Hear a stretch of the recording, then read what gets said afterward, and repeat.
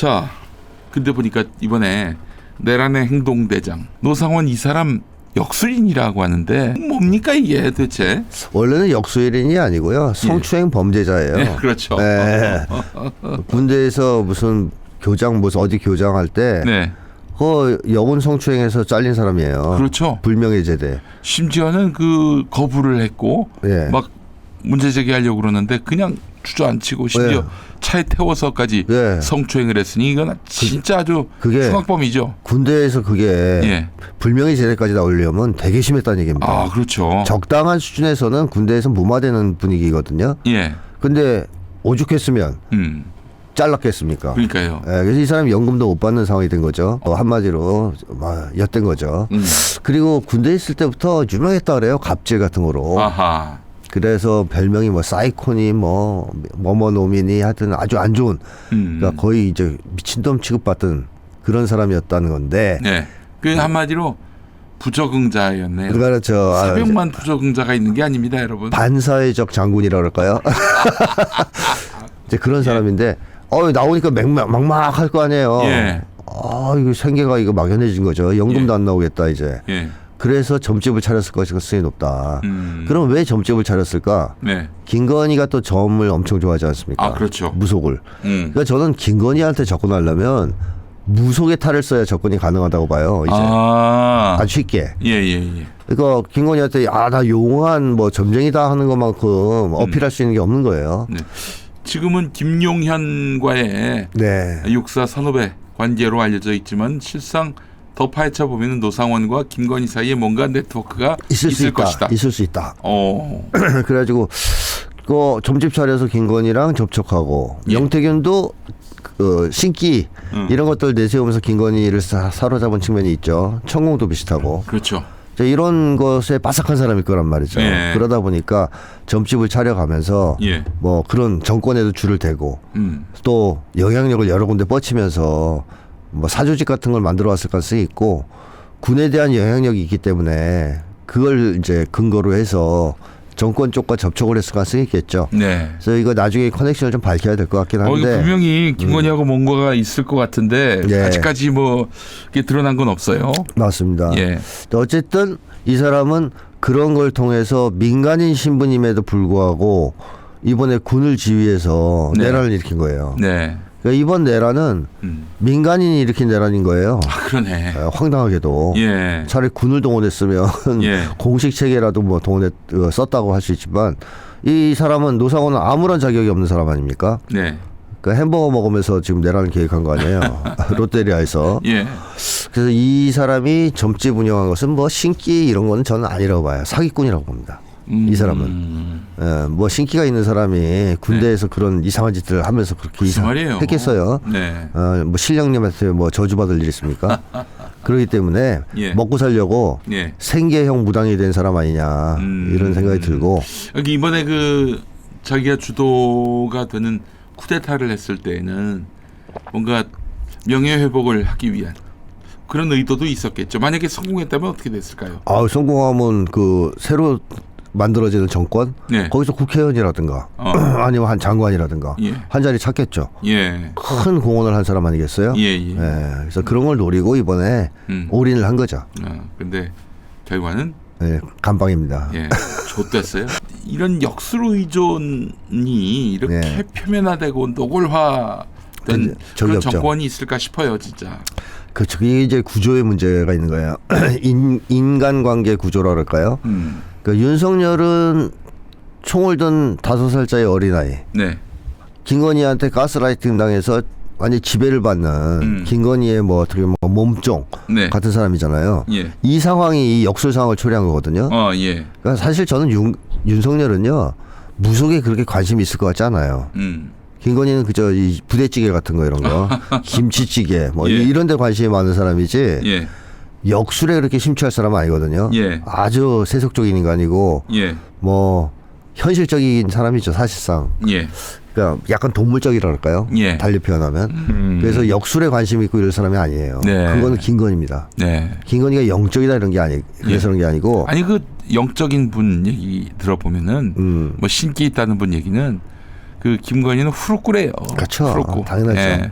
그러니까 김건희는 영적이라서 그 역술에 심취한 게 아니고 네. 너무 죄를 많이 지어서 아하. 죄책감에 시달리고 처벌 공포에 시달리고 뭐 이러다 보니까 역술에 점점 뭐 의존하게 되는 사람이라고 보여진단 말이죠. 예. 그러니까 김건희가 어쨌든 역술에 심취해 있으니까 또 살아오면서 역술인의 도움을 받아서 성공했다고 믿는 데도 있겠죠, 여러 군데. 그러다 보니까 김건희가 심취한 거고 윤석열은 김건희의 꼬붕이니까 이 윤석열 정권이 무속인들한테 휘둘리게 되는 것은 결국 김건희 때문이라고 봐야 됩니다. 아. 윤석열이라기보다는. 그래서 김건희가 사실상 상황, 실질적인 대통령 역할을 했기 때문에 네네네. 이 무속인들이 이렇게 날뛰게 된 거다 이렇게 네. 봐야죠. 지금 윤석열은 어떤 심리일까요? 지금 관저에 머물고 있는 윤석열. 뭐 주변 측근들 얘기로는 이 굉장히 네. 그 수사나 헌재 심판에 대해서 노골적으로 반발하고 있는 상황이고 네. 뭐 일체 응하지 않는 네. 부분은 뭐 우리가 다 보도를 통해 접하고 있는데 근데 지금 또 들리는 소문에 의하면은 그 김건희 엄마 최은순하고 네. 오빠인 김진우 사실은 정권이 끝나면은 그 사람들 영원히 감옥에서 못 나올 네. 일을 저지른 걸로 또 알려져 있는데 네. 골프 치러 다닌대요. 이 심리는 무엇으로 해석해야 할지 모르겠습니다. 그러니까 윤석열이 지금 정신적으로 거의 붕괴 상태라고 봐야 되거든요. 아 지금 윤석열은 네, 왜냐하면 윤석열이 하늘같이 믿던 미국이 자기를 버렸기 때문에 아하. 그거만큼 정신적으로 충격이 큰 건 없을 거라죠. 없을 거라고 봐야죠. 미국만 잘 버텨주고 잘 뒷받침해주면 그렇죠. 자기 권좌에서 물러날 일은 없을 그렇죠. 텐데. 그리고 정신적으로 그렇게 크게 흔들릴 일이 없습니다. 예. 권위주의적 성격자는 뒷배만 있으면 네. 별 문제 없거든요. 예.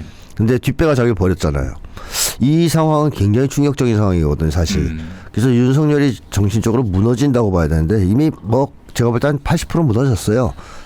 근데 진짜 실제로 그 뒤로는 네. 뭐 아무런 뭐 본인이 직접 나서서 입장을 내놓지 않는 거 봐서는 멘탈 붕괴는 확실한 것 같습니다. 멘탈 붕괴인데 문제는 이 붕괴되는 순간에 어떤 모습을 보이냐 하는 거거든요. 네.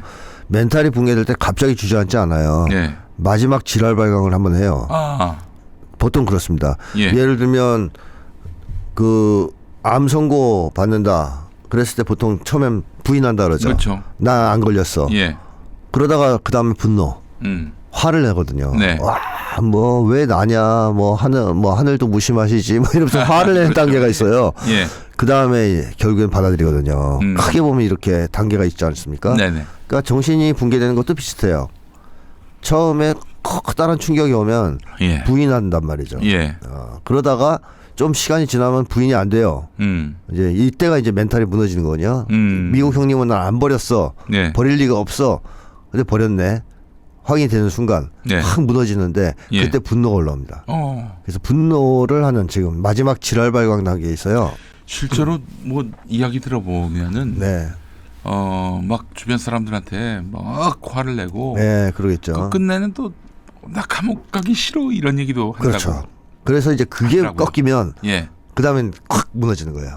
좌절과 절망의 단계. 이게 결국 지난주에도 우리가 예. 소장님과 얘기했지만은 윤석열이가 체포돼서 감옥 가면은 그 순간 딱 그 순간 이제 거의 모든 상황은 다 종료가 맞습니다. 12.3 예. 내란 사태는 그때 그렇죠. 끝난다. 자, 그래서 지금 김건희가 볼 때 윤석열이 상태가 안 좋잖아요. 네. 애가 막 이제 날뛰면서 뭐 장어도 뜯어먹고 날로 이번에 뭐 장어도 들어갔다 그러는데 뭐 무속 때문에 들어갔다는 설이 있죠. 아 그래요? 네.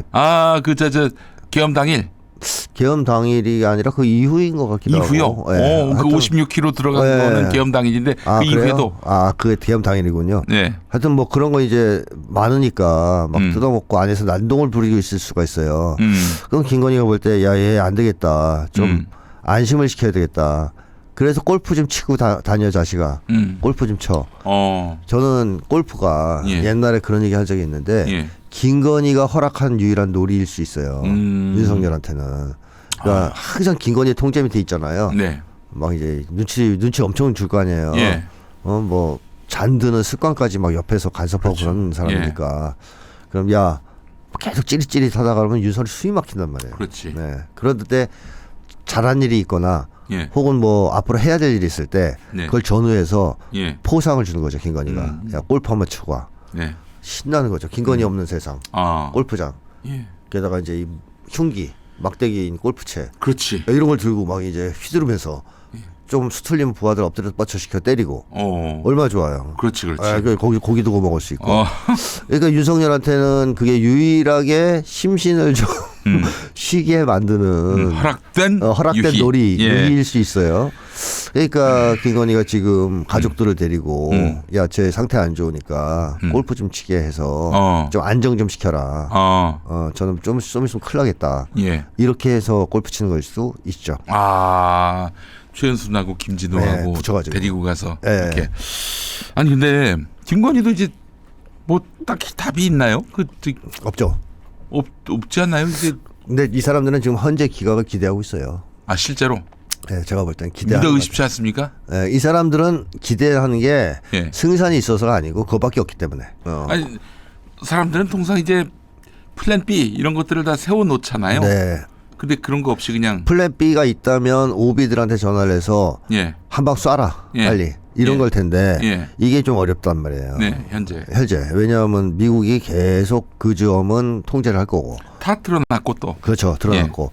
그 다음에 또 하나는 1차 계엄이 실패했기 때문에 이게 이제 큰 부담이 되는 게 혹시라도 아직도 살아있는 오비가 있고 노성환 같은 사람이 있고 그 영향을 받는 장군이나 지휘관들이 있다 하더라도 1차 계엄이 실패로 끝나고 장군들이 줄줄이 구속돼서 내란죄로 처벌받는 또는 수감되는 모습을 봤지 않습니까?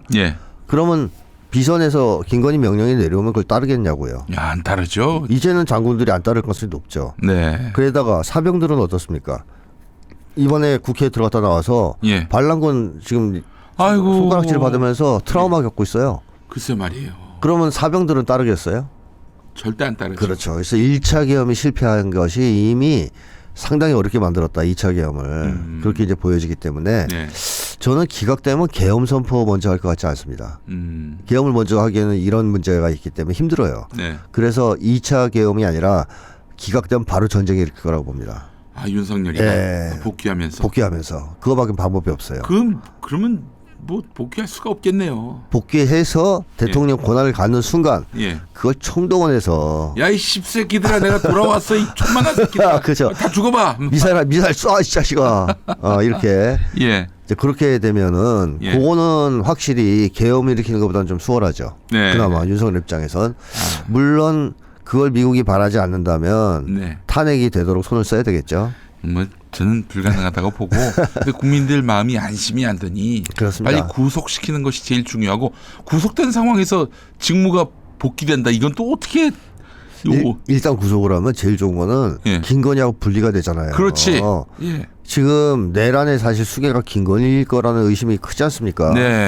그리고 지금 준동하고 있는 것도 오비한테 전하는 것도 윤석열이 아니에요. 그렇죠. 김건희예요. 저는 누차 이 시간을 통해서 말씀드렸지만은 이번 계엄 또 윤석열 2년 반 동안의 이런 터무니없는 국정 운영은 다 원흉이 김건희라고 맞습니다. 보고 있습니다. 그러니까 지금 직무정지가 된 게 아니라는 거예요. 그런 식으로 따지면. 그렇지. 김건희가 핸드폰을 쓰는 한, 비선을 관리하는 한. 그러니까 아마 한덕수한테 막 지령 내리는 것도 아마 김건희가 아닐까. 그럴 가능성이 있죠. 또 추정을 해봅니다. 직접이든 우회든 간에. 자, 그렇게 된다면 아직 상황은 끝난 게 아니라고 보여지는 거죠. 누가 봐도. 그러면 어떻게 김건희를 제어할 것이냐. 당장 김건희를 잡아놓기 어렵다면 윤석열과 김건희를 분리시키는 거. 그렇지. 이게 중요하거든요. 근데 윤석열은 그렇게 되면 제가 여러 차례 말씀드렸지만 바로 무너질 겁니다. 자진하야까지도 가능할 수 있어요. 감옥에 들어가면. 그렇지. 그래서 일단은 그렇게 둘을 갈라놓는 것도 필요하고 아울러 김건희와 이 세상을 또 격리시킬 필요가 있어요. 핸드폰 압수해야 돼요. 그 핸드폰 압수는 물론이고 구금 상태가 되면은 그럼요. 김건희가 스스로 지령을 하고 이 상황 관리를 하겠어요? 맞습니다. 그럼 그 순간에는 윤석열이 그때 아마 그 상황이 되면 김건희도 무너지죠. 더 이상 어떻게 비빌 언덕이 없는 거 아닙니까? 서둘러야 됩니다.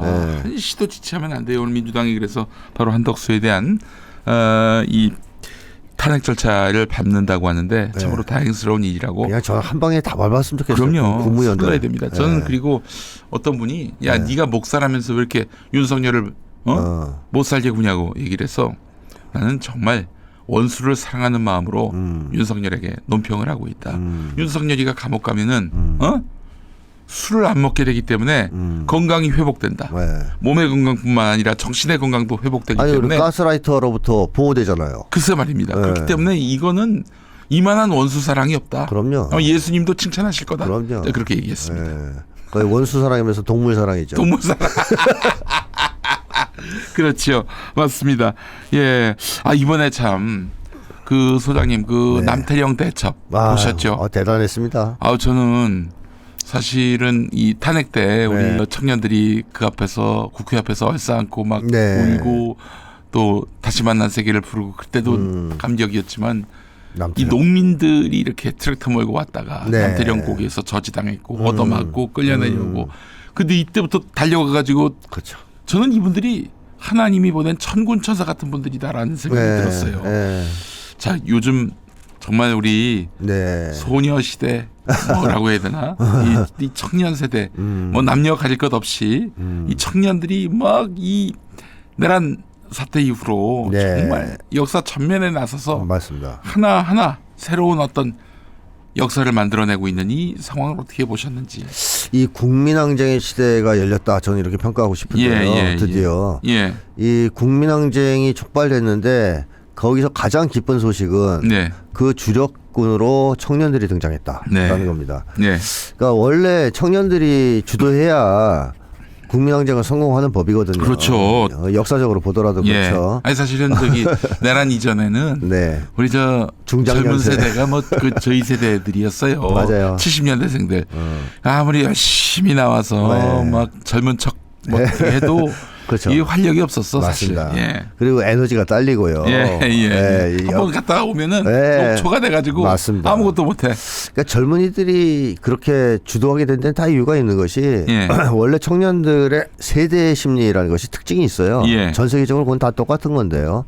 발달 단계에서 나타나는 특징인데 그때 이제 세계관이 정립되고 인생관이 정립되고 그다음에 정의감이 불타고 열정이 넘치고 뭐 육체적 능력도 최고조에 도달하고 그래서 청년들만큼 사실상 정의와 진리에 민감한 세대는 없습니다. 맞습니다. 전 세대를 거쳐서 그래서 역사적으로 보면 항상 모든 사회 변혁, 사회 개혁의 앞장에는 청년들이 있었죠. 일본의 식민지 시절에도 그랬고요. 뭐 4.19 혁명, 그다음에 맞습니다. 뭐 6월 항쟁, 뭐 이후에 쭉 그랬습니다. 세계적으로는 68 혁명 맞습니다. 근데 신자유주의 이후에 이 청년들이 사라지면서 중장년들이 중심이 돼서 글쎄 말이에요. 이 항쟁이 진행돼서 사실 박근혜 탄핵 촛불은 중장년 중심이었거든요. 근데 이번에는 드디어 청년들이 대거 등장하면서 청년 중심이 되었는데 청년들이 이렇게 등장하게 된 이유는 우선 청년들이야말로 어떻게 보면 21세기 오늘의 시대에 있어서 프롤레타리아라고 할 수 있는 사람들 아니냐. 뭐 옛날에 이제 마르크스가 프롤레타리아가 혁명의 이제 중심이 될 거라고 본 이유는 가장 착취를 많이 받고 탄압을 많이 받는 집단 노동자들을 이제 그렇게 받기 때문에 그런 거거든요. 근데 오늘날 한국 사회에서 가장 고통을 많이 겪고 있고 가장 큰 불행을 강요당하고 있는 세대가 누구냐? 청년들이에요. 그러니까 청년들만큼 한국 사회에서 힘들게 살아가는 세대가 사실 없습니다. 그래서 이런 세대는 한국 사회를 살아오면서 정말 이 세상이 잘못됐다. 문제가 있다라는 것을 몸으로는 잘 느끼고 있어요. 왜냐하면 현실에서 그렇게 겪고 있으니까.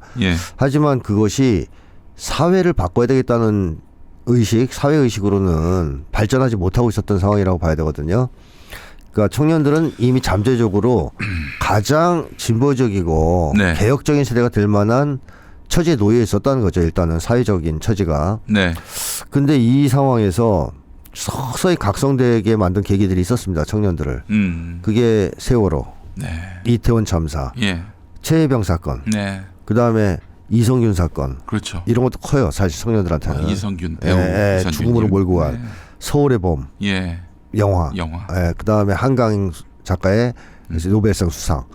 이런 걸 통하면서 청년들이 조금씩 이 개인주의에서 벗어나기 시작합니다. 정치가 뭐 먼 세상의 이야기가 아니라 나의 일상의 그런 변수가 되는구나. 그리고 나의 고통과 불행의 근원이 저기겠구나.